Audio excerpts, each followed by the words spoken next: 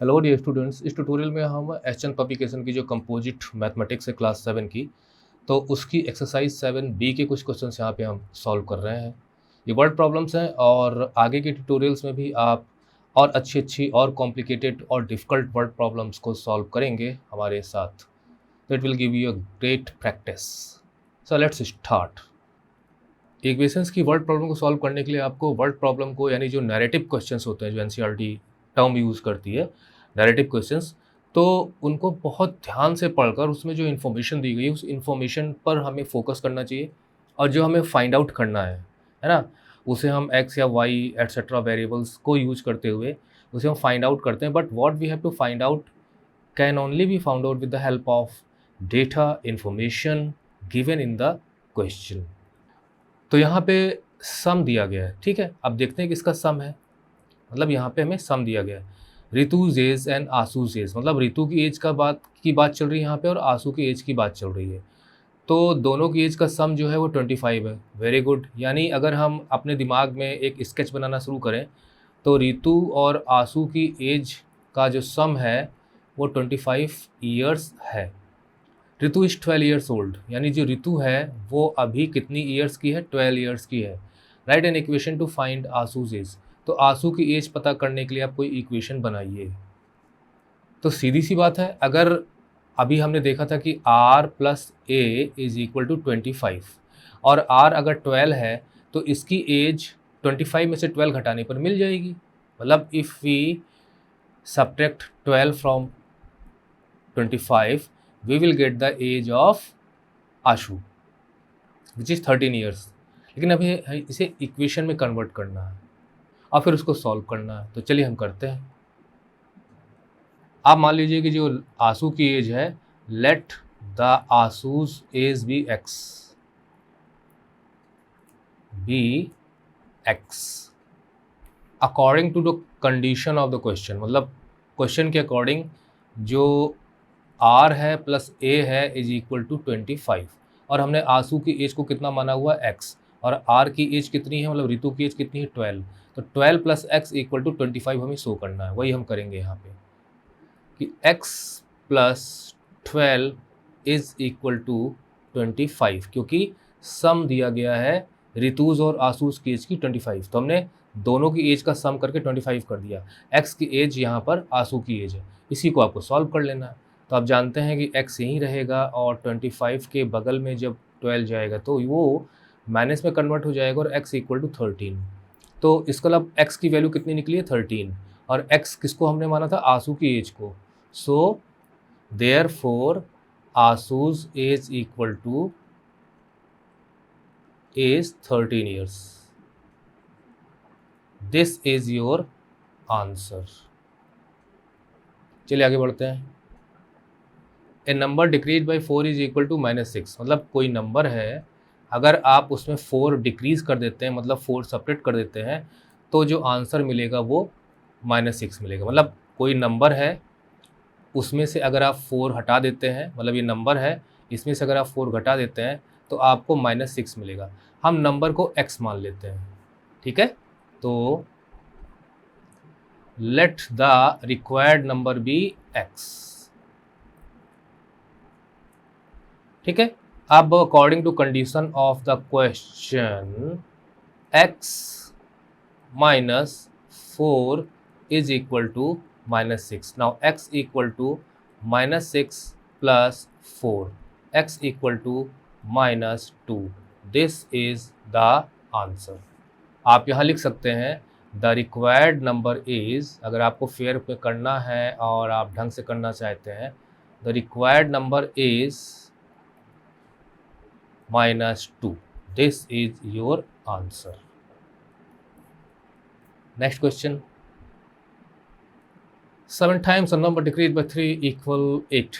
Find the number. 7 times a number decreased by 3, मतलब कोई number है, 7 टाइम्स का मतलब कोई नंबर है, ठीक है। 7 टाइम्स करने पे, यानी जब आप इस नंबर को 7 से मल्टीप्लाई करेंगे तो वो 7 टाइम्स बन जाएगा, ठीक है। तो पहले नंबर था, अब ये इसका 7 टाइम्स हमने, मतलब पहले नंबर था, हमने इसको 7 से मल्टीप्लाई किया तो 7 टाइम्स हो गया। उसके बाद नंबर का 7 टाइम्स करके जब हम उसमें से 3 घटा देते हैं यानी अब हमको करना क्या है कि n इंटू 7 क्या हो जाएगा 7n। इसमें से अगर आप 3 घटा देते हैं तो आपको क्या मिलेगा 18। जो मिलेगा वो आप इक्वल लगा के लिखेंगे, ठीक। तो नंबर यहाँ पे n है, चलिए हम n मान के ही करते हैं। Let the number be n। Now, according to condition of the question, 7n minus 3 is equal to 18. तो 7n equal to 18 plus 3, 7n equal to 21, n equal to 21 upon 7, 7 3 is 21, n equal to 3. This is your answer. Now what is 3? This is the number. Find the number. तो आप लिख सकते हैं the required number is 3. Required number is 3. आगे चलते हैं। 1/5 of a number is 9. Very nice. कोई number है उसका 1/5 करने पे 9 मिलता है। तो कोई नंबर n है उसका 1/5, किसी का भी अगर आपको 1/4, 1/5, 7, 3 मतलब किसी भी नंबर का अगर आपको पार्ट निकालना है तो आपको उसी पार्ट से मल्टीप्लाई कर देना है। तो 9 का अगर आपको 1/5 निकालना है तो आप इसको 1/5 से मल्टीप्लाई कर दीजिए। तो n into n equal to n upon 5, ये इसका हो गया, मतलब किसी भी नंबर का 1/5 ये हो गया आपका n अपॉन 5 इज़ 9, मतलब इट इज़ इक्वल टू 9। चलिए फाइंड द नंबर। तो let the number be x। Suppose the number be x, ठीक है, हम यहाँ पे x मान लेते हैं। According to condition of the question 1/5 of x is equal to 9। हमने डायरेक्ट नहीं लिखा इसको, हमने थोड़ा सा इसको ऐसे लिखा। तो ये हो जाएगा x upon 5 is equal to 9। Now x is equal to, यहाँ पे क्रॉस मल्टीप्लिकेशन होगा, मतलब 9 इंटू 5। ये सारी चीज़ें हमने इक्वेशन में समझाई हुई हैं कि हम कैसे इस सारी चीज़ें करते हैं। तो ये हो जाएगा आपका 9 5 जो 45। This is your answer. आप आंसर लिख सकते हैं, द रिक्वायर्ड नंबर इज 45। आगे चलते हैं। How old is Ramesh. Ramesh की उम्र कितनी है, मतलब हमें इसमें रमेश की एज पता करनी है, ठीक है। तो इन्फॉर्मेशन क्या दी गई है, if 10 years ago he was 25 years old. अब थोड़ा सा कॉम्प्लिकेट हो गया मामला कि रमेश अभी इसकी कितनी एज है हमें नहीं पता, ठीक है, लेकिन 10 साल पहले, मतलब 10 ईयर्स एगो, 10 साल पहले उसकी एज थी 25। अच्छा, अब थोड़ा सा दिमाग आप लगाइए कि अगर 10 साल पहले उसकी एज 25 थी तो इसका मतलब ये है कि अभी उसकी एज कितनी होगी, मतलब यहाँ से यहाँ तक आने में हमने 10 ईयर्स हम बैक चले गए, 10 ईयर्स हम बैक चले गए, तो अभी उसकी एज होगी 25 प्लस 10 35, यानी अभी इसकी एज कितनी होगी 35। क्योंकि सीधी सी बात है, अगर अभी आप क्लास 7 में पढ़ रहे हैं और आपकी एज 12 ईयर्स है, तो अगर आप कह सकते हो कि 5 साल पहले मैं 7 ईयर्स का था, क्योंकि भाई 12 में से 5 घटाओगे तो 7 ईयर्स, अभी आपकी 12 है, 5 साल पहले 7 ईयर्स थी। तो इस तरह के क्वेश्चंस आपको देखने को मिलते हैं जहाँ पर आपको पहले की एज दी होती है, करंट एज पता करनी होती है। तो चलिए हम क्वेश्चन को सॉल्व करते हैं। लेट द करंट एज या प्रेजेंट एज आप कह सकते हैं, let the current age of Ramesh be x। 10 years Ramesh age of Ramesh, ये मैं फुल सॉल्यूशन आपको दे रहा हूँ। As of Ramesh 10 years ago, 10 years ago is equal to 25। अब ध्यान दीजिए, यहीं से मैं इक्वेशन बना रहा हूँ, ठीक है, कि एक तो 10, या अब इसको थोड़ा सा मैं घुमाता हूँ। 10 years ago Ramesh was 25 years old, ठीक है, ये आप ध्यान रखिए। लेकिन अगर हमने रमेश की एज को x माना है तो अगर आपको ये पता लगाना हो कि रमेश की एज 10 साल पहले कितनी थी, तो आपको x में से 10 घटाना पड़ेगा। मतलब हमें 10 साल पहले की जो एज है वो हम 2 तरीके से निकाल सकते हैं। एक तो जो रियल वैल्यू हमें क्वेश्चन में दी गई है वो, और हमें मालूम है कि इक्वेशन में हमें कम से कम 2 क्वांटिटी को इक्वल करना पड़ता है। तो 10 साल पहले रमेश की एज 25 ईयर्स है, लेकिन अगर अभी की एज हमने x मानी है, मतलब अगर हम x के वेरिएबल में निकालने की कोशिश करें तो 10 years ago Ramesh was x minus 10 years old। क्यों? समझ में आया ना कि भाई अगर अभी की एज रमेश की x है तो 10 साल पहले वो x माइनस 10 रहा होगा। Now consider that these two quantities are equal, क्योंकि ये भी 10 साल पहले की उम्र है, ये भी 10 साल पहले की उम्र है, तो दोनों इक्वल होंगे। Now according to condition of the question x minus 10 is equal to 25 because both are 10 years old, 10 years old age। ठीक है, तो ये हो जाएगा आपका x इक्वल टू 25 प्लस 10 और x इक्वल टू 35 ईयर्स। तो x की वैल्यू निकली 35 ईयर्स और x क्या है, रमेश की प्रेजेंट एज है। तो सो Ramesh is now 35 years old। ये आपका आंसर है। चलिए आगे चलते हैं। अपूर्व received 3/4 of all votes cast in election for school president। मतलब अपूर्व ने इलेक्शन लड़ा, उसे 3/4 वोट मिले, और 3 अगर आप पार्ट बता रहे हो तो निश्चित है कि वो पार्ट किसी में से तो होगा ना। अगर आप कहते हो कि आधा, तो कोई ना कोई चीज़ है जिसका आप आधा बता रहे हो। अगर आप कहते हो 3/4 तो कोई ना कोई क्वांटिटी है जिसका आप 3/4 बता रहे हो। तो उसी प्रकार से अपूर्व को 3/4 मिले तो क्या मिले, वोट्स का 3/4 मिला। मतलब जो वोट्स पड़े थे, है ना, उस वोट्स का अपूर्व को 3/4 हिस्सा मिला। तो वोट्स को अगर आप 3/4 से मल्टीप्लाई कर दोगे तो आपको अपूर्व के वोट की संख्या पता चल जाएगी। कास्ट मतलब जो वोट डाले गए थे इलेक्शन में स्कूल के प्रेसिडेंट में। इफ़ रिसीव 876 वोट्स, उसको 876 वोट्स मिले हैं, ये हमें यहाँ पे इन्फॉर्मेशन दी गई है। यानी जितने वोट्स पड़े थे अगर उसका 3/4 निकाल दो तो आपको पता चल जाएगा कि अपूर्व को वोट कितने मिले थे। और ये भी अपूर्व को मिले हुए वोट्स हैं, इसका मतलब ये और ये दोनों इक्वल हैं। और आपको पता करना है कि कितने लोगों ने अपूर्व को वोट किया। सीधी सी बात है, एक बच्चा एक वोट देगा, तो जितने वोट्स होंगे उतने स्टूडेंट्स उसको वोट दिए होंगे। चलिए हम सॉल्व करते हैं। Let the number of students voted equal to 6। Let the number of students, direct लिख देते हैं, equal to x। Now according to condition of the question 3/4 of x is equal to 876। मतलब जितने स्टूडेंट्स ने vote दिया था उसका 3/4 vote मिला है, और उतने स्टूडेंट्स का 3/4 876। आप यहाँ ये भी मान सकते हैं कि let the number of votes cast is equal to x। तो ये हो जाएगा आपका 3x/4 is equal to 876। x equal to 876 into 4/3। 3 2 जा 6, 3 9 जा 27, 3 2 जा 6, 292 इंटू 4। अगर आप इसको सॉल्व करेंगे तो वैल्यू आएगी 1168। ठीक, यानी x is equal to 1168। x हमने क्या बना था, नंबर ऑफ स्टूडेंट्स। सो चाहे आप कहो टोटल नंबर ऑफ वोट्स, लेकिन चूंकि क्वेश्चन में जो पूछा गया आपको वही लिखना है, how many students voted. So the number of students voted is equal to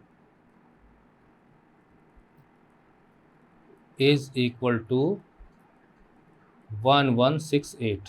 this is your answer. आगे चलते हैं। आफ्टर गेनिंग 15 kg, यानी 15 kg वेट बढ़ गया।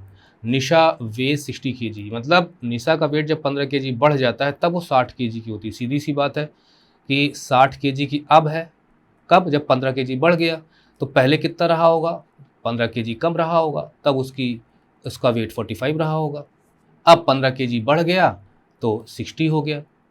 मतलब हमको यहाँ पे 2 चीज़ें अपने आप पता चल जा रही हैं, यानी अगर अभी 60 है तो 15 किलो वेट गेन करने से पहले उसका वेट 45 रहा होगा। What was her previous weight? अब इसमें पूछा जा रहा है कि उसका पहले का वेट कितना था। हमने तो निकाल लिया 45 था, लेकिन हमको क्वेश्चन में सॉल्व करना है। So let Nisha's previous weight was 6। Generally यही होता है कि जो निकालना होता है उसी को हम वेरिएबल में मान लेते हैं। Previous age is equal to X. So according to condition of the question, जो उसकी प्रीवियस वेट, सॉरी ये वेट है यहाँ पे, प्रीवियस वेट इक्वल टू 6, तो जो उसका प्रीवियस वेट है उसमें अगर हम 15 जोड़ देंगे तो अब वो 60 केजी की है। तो ये हो जाएगा आपका x equal to 16 minus 15, x equal to 45। उसका जो वेट पहले था 45 था, and this is your answer. ये 45 है। आगे चलते हैं। इस क्वेश्चन में जो है 2 पार्ट हैं, इनको हमको सॉल्व करना है। अ पोल इज़ x मीटर लॉन्ग, मतलब कोई पोल है और उसकी जो लंबाई है वो आपकी x मीटर है, और 1 पार्ट इज़ 5 मीटर लॉन्ग। इसमें से जो इसका एक हिस्सा है, मतलब हम मान लेते हैं यहाँ से लेके यहाँ तक का, ये 5 मीटर लंबा है।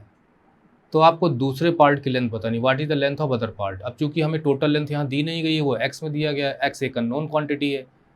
अगर हमें पता होता कि टोटल लेंथ कितनी है तो उसमें से हम 5 सेपरेट करते थे, दूसरा पार्ट पता चल जाता। बट एनीवे जो दिया गया हम उसी में से अदर पार्ट पता करेंगे। तो what is the length of other part, यहाँ हो जाएगा आपका पहले का the length of the other part is equal to X. ठीक है, X minus sorry is equal to X minus 5। मतलब जो टोटल लेंथ है उसमें से अगर आप 1 पार्ट की लेंथ घटा देंगे तो दूसरे पार्ट के लिए, मतलब इसकी जो लेंथ है वो x माइनस 5 है। ये अदर पार्ट है, मतलब ये 1 पार्ट है और ये वाला अदर पार्ट है, ये वाला। ठीक है, तो दूसरा क्वेश्चन है if the other part is 6 metre. ओ यानी जो x माइनस 5 जो अदर पार्ट है ये 6 मीटर लंबा है। अब देखिए यहीं पे अदर पार्ट x माइनस 5 भी है, अदर पार्ट 6 मीटर भी है, इसका मतलब ये दोनों जो हैं आपस में इक्वल होंगे। ठीक है, if the other part is 6 meter long, right an equation and find it to find the value of x की वैल्यू फाइंड करनी है। तो यहाँ दिया गया है कि गिवन का मतलब जो दिया गया है, given is equal to other part is equal to 6 meter. ये भी अदर पार्ट है, ये भी अदर पार्ट है, तो दोनों की इक्वल कर दो। According to condition of the question, x minus 5 यानी जो अदर पार्ट है वो अदर पार्ट यानी 6 मीटर के बराबर है। तो ये हो जाएगा x equal to 6 plus 5, x equal to 11 meter. This is the answer. ठीक है, आगे चलते हैं। The teacher tells the class that highest marks obtained by student. अब यहाँ पे हाईएस्ट मार्क्स की बात हो रही है।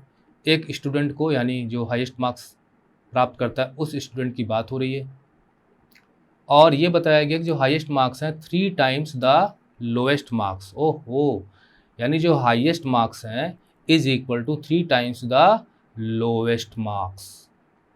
यानी हाईएस्ट मार्क्स अगर आपको निकालने हैं तो जो लोएस्ट मार्क्स हैं इनको आप 3 से मल्टीप्लाई कर दो। ठीक है, यानी हाईएस्ट मार्क्स निकालने के हमारे पास 2 तरीके हैं। एक तो हमें हाईएस्ट मार्क्स कोई बता ही दे, और ना बताए तो कम से कम हमें लोएस्ट मार्क्स बता दे, तो हम 3 से मल्टीप्लाई करके भी हम हाईएस्ट मार्क्स पता कर सकते हैं।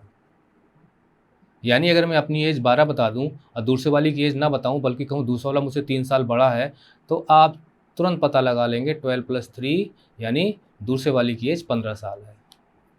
ऐसी इक्वेशन में चीज़ें छुपाई जाती हैं। तो 3 टाइम्स लोएस्ट मार्क्स -7। ओ ऐसे नहीं निकलेगा, -7 मतलब आप 3L करके उसमें से 7 घटा दो, तब जाके आपको हाईएस्ट मार्क्स पता चलेंगे। ठीक है, हम इक्वेशन बनाते हैं। और हाँ, हाईएस्ट मार्क्स 86 दिया भी गया है, मतलब हाईएस्ट मार्क्स 86 दिया भी गया है। आप चाहे ऐसे पता करो, ऐसे क्या पता करना है, तो दिया ही गया है, चाहे आप इस तरीके से भी पता कर सकते हो। ठीक है, you can get the highest marks, इधर यू गेट 86 भाई 86 उसको हाईएस्ट मार्क्स है, और चाहे आप ऐसे करो, लेकिन आपको पता क्या करना है, आपको लोएस्ट मार्क्स पता करने हैं। चलिए स्टार्ट करते हैं। Let the lowest marks be x। इसको ध्यान से देखिएगा कैसे मैं सॉल्व कर रहा हूँ। Let the lowest marks be X, मतलब हमने जो लोएस्ट मार्क्स है उनको एक्स मान लिया। अब हाईएस्ट मार्क्स हम निकालते हैं, ठीक है। Highest marks is equal to, इसमें दिया गया है कि जो लोएस्ट मार्क्स हैं, है ना, लोएस्ट मार्क्स का आप 3 टाइम्स कर दो, उसमें से 7 घटा दो तो आपको हाईएस्ट मार्क्स पता चल जाएंगे।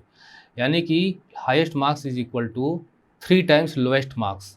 तो 3 इंटू लोएस्ट मार्क्स हमने x माना है, 3x माइनस 7, उसमें 7 घटा देना है, तो ये हो जाएगा 3x minus 7। This is the highest marks. Now also as given, जैसा कि दिया गया है, एज गिवन हाईएस्ट मार्क्स के लिए मैं यहाँ पे ये यूज़ कर ले रहा हूँ, highest marks is equal to 86, ठीक है। तो ये वाली वैल्यू और ये वाली वैल्यू दोनों बराबर हैं, क्योंकि ये भी हाईएस्ट मार्क्स हैं और ये भी हाईएस्ट मार्क्स हैं।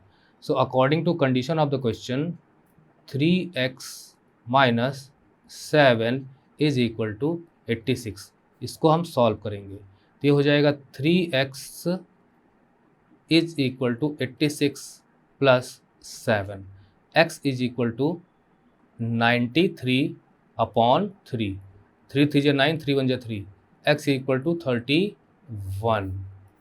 इसका मतलब जो लोएस्ट मार्क्स हैं वो 31 है। This is your answer. अगर आप यहाँ पे x को क्या मानते हो, अगर आपने लिख दिया है और यहाँ पे x की वैल्यू निकाल के डायरेक्ट आंसर लिखते हो तो भी आपका एक अच्छा सॉल्यूशन माना जाएगा।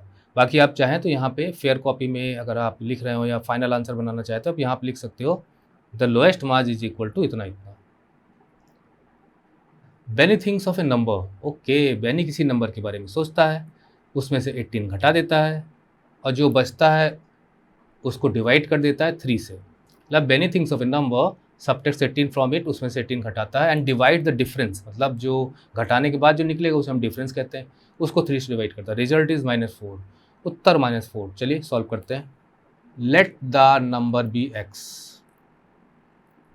ठीक ना। According to condition of the question x minus 18, पहले तो 18 ही घटाते हैं, जो डिफरेंस आएगा, क्योंकि हमें x की वैल्यू पता नहीं है, तो x माइनस 18, इस डिफरेंस को डिवाइड करना है, किससे डिवाइड करना है, 3 से, तब जाके उसे -4 मिलता है।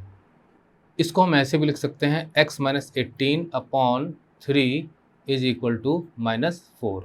Now x minus 18 is equal to -4 into 3, क्योंकि मल्टीप्लाई करेगा, और यहाँ पे x को हम छोड़ देते हैं तो ये हो जाएगा -12 plus 18, x is equal to 6।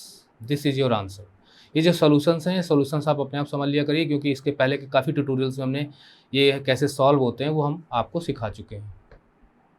11 question, mister Grover is 3 times as old as his son, मतलब मिस्टर ग्रोवर जो हैं एज से रिलेटेड क्वेश्चन काफ़ी पूछे जाते हैं और उनके सन की एज की तुलना की जा रही है कि ग्रोवर जो हैं वो अपने बेटे से 3 टाइम्स बड़े हैं। मतलब अगर आपको ग्रोवर की एज पता करनी है तो आप 3 टाइम्स सन की एज का कर दीजिए, आपको ग्रोवर की एज पता चल जाएगी। 3 times as old is son and the sum of the ages, और अगर आप ग्रोवर प्लस उनके सन की एज को टोटल करना है तो 48, यानी ग्रोवर की खुद की एज पता करनी है तो सन का 3 टाइम्स कर दीजिए, और अगर आपको ग्रोवर और बेटे दोनों की एज पता करनी है तो दी गई है, मतलब it is already given 48। How old is each, अब इसमें दोनों की एज पता करनी, कितने कितने हैं, ठीक है। इसमें हमें वो मानना चाहिए जो हमें पता नहीं होता, ठीक है, और हमें मानना वही चाहिए जिस पर कोई दूसरी क्वांटिटी डिपेंड करती है। जैसे ये है कि ग्रोवर की जो एज है वो बेटे की एज पर डिपेंड करती है। अगर हमें बेटे की एज पता हो तो हम ग्रोवर की एज पता कर सकते हैं, तो इसलिए हम सन की एज को x मानेंगे।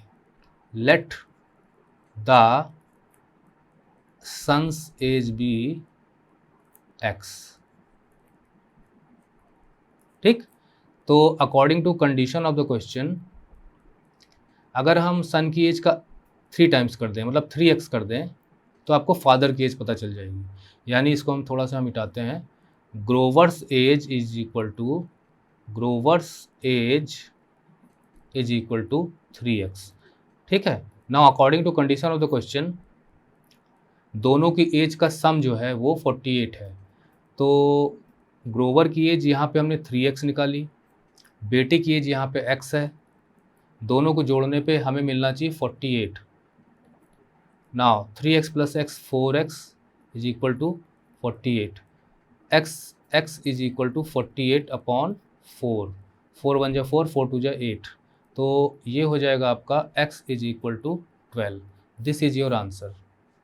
वो आंसर क्या है, x की वैल्यू निकली है, हमें दोनों की एज पता करनी है।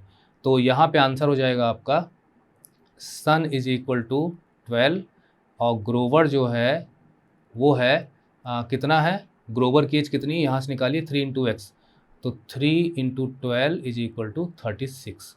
तो दिस इज द आंसर। चलिए आगे चलते हैं। Sunil is 48 years old, very good. He is 7 years less than 5 times his daughters as. कितना घुमा फिरा दिया, यानी एक जगह सुनील साहब हैं, एक जगह उनकी बेटी है, ठीक है, और ये बताया जा रहा है कि सुनील जो है 48 ईयर्स के हैं। कितने ईयर्स के हैं, 48 ईयर्स के। और ये भी बताया जा रहा है कि ही यानी सुनील जो है वो 7 years less than 5 times his daughters as.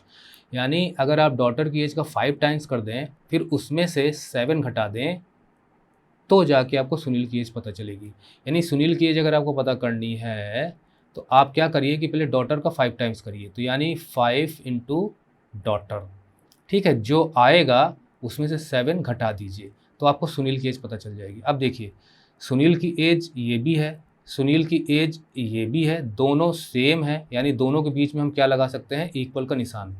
तो चलिए सॉल्व करते हैं। डॉटर की एज को x मानेंगे, फिर इसको लिखेंगे, फिर इसके इक्वल कर देंगे। तो लेट डॉटर्स एज भी, हमको उनकी एज माननी होती है जिस पे दूसरे की डिपेंड करती है। Daughter's age is equal to x।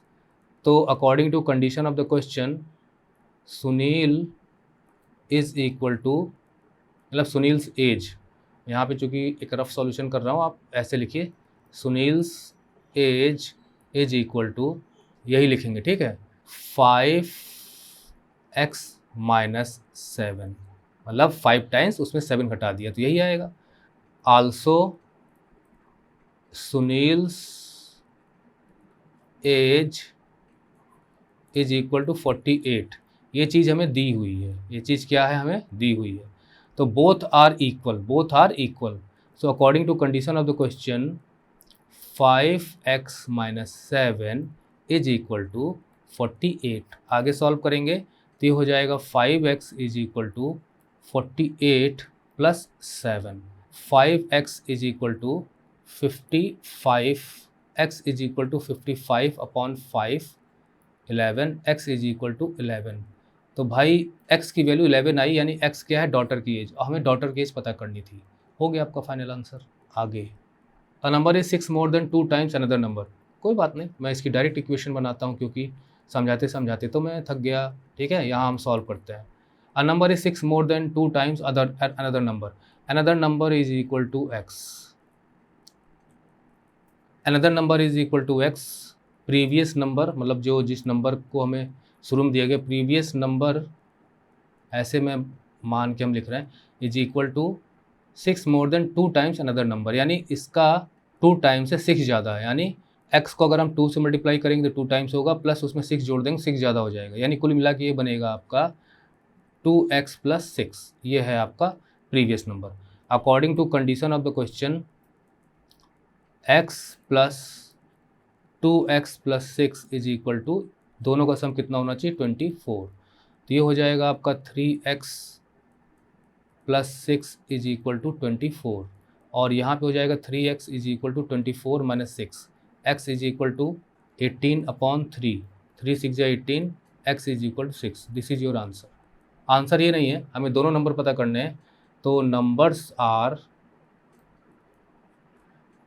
Are एक तो 6 हो जाएगा, है ना, और दूसरा नंबर हो जाएगा 2x प्लस 6, यानी कि 2 into 6 plus 6 is equal to 18। पहला नंबर ये है, दूसरा नंबर ये है, ये आपके आंसर है। 4 times Sonu's age decrease by 3, यानी 4 टाइम्स सोनू की एज का 4 टाइम्स कर दीजिए, फिर उसमें से 3 घटा दीजिए, तो इक्वल 3 के होगा वो। नहीं, इक्वल 3 के नहीं होगा, equal to 3 times is age increase by 7। क्या बात है, एक सेट यहाँ दिया गया है, एक सेट यहाँ दिया गया है, ठीक है, और दोनों इक्वल हैं, दोनों क्या है, इक्वल है। Very nice, very good question. अगर आप सोनू की एज का 4 टाइम्स करके उसमें से 3 घटा देते हैं जो वैल्यू आएगी यहाँ पे, ठीक है, और अगर आप उसी की एज का 3 टाइम्स करके उसमें से 7 जोड़ देते हैं जो वैल्यू यहाँ पे आएगी, दोनों बराबर होगा। सोनू की एज पता करिए, सोनू की एज को हम x मानते हैं। Let Sonu's age be x। Now 4 times Sonu's age यानी 4x डिक्रीज बाई 3 का मतलब 4x minus 3 is equal to 3 times is age यानी 3x प्लस 7 इंक्रीज किया गया, तो 4x minus 3x is equal to 7 plus 3।